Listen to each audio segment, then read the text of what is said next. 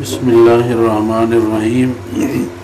نحمدہ ونصلی علی رسول الکریم اما بعد باب ما جاء فی الدخول فی الوصایا۔ ابو داؤد یہ کتاب الوصایا کا باب چل رہا ہے کہ وصیت کے متعلق آپ علیہ السلام کے احکامات ہیں۔ عن ابی ذر رضی اللہ عنہ قال قال لی رسول اللہ صلی اللہ علیہ وسلم یا ابا ذر انی اراک ضعیفا وانی احب لک ما احب لنفسی فلا تأمرن علی اثنین ولا تولین مال یتیم۔ آپ علیہ السلام نے حضرت ابو ذر جو بزرگ صحابی ہیں اور تنہائی پسند گوشہ نشینی پسند صحابی ہیں، آپ علیہ السلام نے ان سے خصوصی وصیت فرمائی کہ ابو ذر میں تمہیں کمزور دیکھتا ہوں، اس لیے جو میں اپنے لیے پسند کرتا ہوں وہی تیرے لیے پسند کرتا ہوں۔ کیا آپ نے حکم فرمایا اس کے بعد کہ دو بندوں کے درمیان فیصلہ کرنے والا حاکم نہ بننا اور نہ کسی یتیم کے مال کے متعلق سربراہ بننا، چونکہ انتظامی امور بڑے مشکل ہوتے ہیں، ہر بندے کے بس کی بات نہیں ہوتی۔ اس میں بعض دفعہ اکثر دفعہ ان معاملات میں لڑائی جھگڑوں کی نوبت آ جاتی ہے اور دلی رنجش کا مسئلہ پیدا ہو جاتا ہے، اور بعض بندوں میں جوش جذبات کے عوامر زیادہ ہوتے ہیں تو ان مسائل کو وہ کنٹرول نہیں کر سکتے۔ تو اس اعتبار سے حضرت ابو ذر رضی اللہ عنہ کے اندر بھی اس قسم کی باتیں تھیں، آپ علیہ السلام جانتے تھے، اس لیے آپ علیہ السلام نے ان کو یہ حکم فرمایا۔ یہاں ایک بات ہے کہ جو اپنے لیے پسند کرتا ہوں وہی تو آپ کے لیے پسند کر رہا ہوں، تو اپنے لیے آپ علیہ السلام نے تو خود بڑے بڑے منصب عہدے لیے ہوئے تھے، تو پھر حضرت ابو ذر کو کیسے منع کیا؟ تو اس کا جواب علماء یہی فرماتے ہیں کہ جو عہدے منصب آپ علیہ السلام نے لیے ہوئے تھے، آپ کی بھی چاہت یہی تھی کہ کسی کے درمیان حاکم نہ بنو، لیکن اللہ کا چونکہ حکم آ گیا اس لیے اس ذمہ داری کو قبول فرمایا، اور نبی کے ساتھ اللہ کی مدد بھی ہوتی ہے۔ تو پھر اس صورت میں آپ علیہ السلام کے اس ارشاد کے اوپر پھر کوئی اعتراض نہیں۔ آپ نے دو باتیں فرمائی کہ دو بندوں کے درمیان فیصلہ کرنے والا، یعنی ذمہ داری نہیں اٹھانا کہ ان کے درمیان آپ کو فیصل قرار دیا جائے، اور اسی طرح یتیم کے مال کے متعلق سربراہ نہ بننا۔ یتیم کے مال کے متعلق یعنی اس کا مال آپ کے پاس آ جائے، اس کو آپ خرچ کریں یتیم کے اوپر،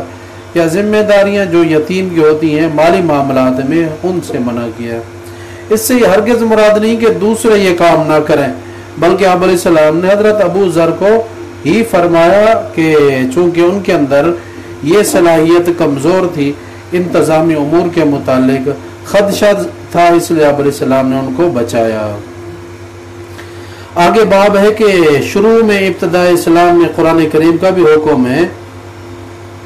کہ والدین اور اقربا کے لیے وصیت بندہ کر کے مرے، یعنی ابتدا میں یہ فرض واجب ضروری تھا، لیکن بعد میں جب میراث کی آیات آ گئی تو بالاتفاق یہ ساری چیزیں منسوخ ہو گئیں۔ احناف کے ہاں میراث کا حکم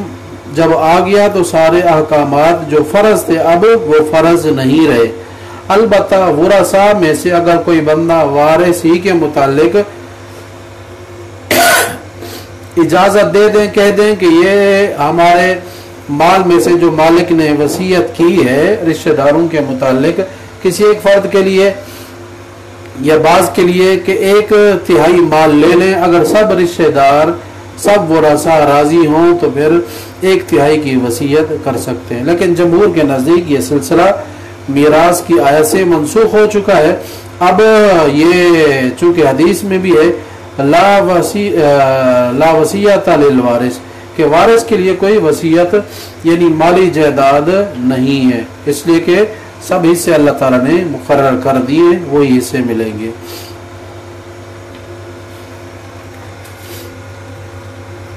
آگے باب ہے کہ یتیم کے مال کو ملا کر استعمال کیا جائے، تاکہ یتیم کا مال علیحدہ اگر استعمال کیا جائے گا اس کو کھلانے پلانے میں تو ممکن ہے کہ اس صورت میں کچھ مال بچ جائے، یتیم کا مال ضائع ہو جائے۔ جب ابتدا میں اس طرح کے احکامات ہیں کہ یتیم کے مال کے قریب نہ جاؤ، یتیم کا مال نہ کھاؤ ظلماً، تو اس سے صحابہ کرام ڈرنے لگے۔ جن یتیموں کی آپ پرورش کیا کرتے تھے تو ڈرنے لگے کہ اب اس قسم کی وعیدیں آ چکی ہیں، تو انہوں نے کیا کیا، یتیموں کا جو مال تھا، یتیموں کی پرورش کے متعلق ان کو علیحدہ کھانا بنا کر دیتے، جس سے بعض دفعہ کھانا ضائع ہو جاتا۔ تو یہ مسئلہ آپ علیہ السلام کے پاس آیا، تو اس صورت میں آپ علیہ السلام نے بھی بتایا اور قرآن کریم کا حکم بھی آیا، وَيَسْأَلُونَكَ عَنِ الْيَتَامَى قُلْ إِصْلَاحٌ لَهُمْ خَيْرٌ وَإِن تُخَالِطُوهُمْ فَإِخْوَانُكُمْ۔ یتیموں کے متعلق لوگ سوال کرتے ہیں، یعنی صحابہ کرام نے آ کر پوچھا،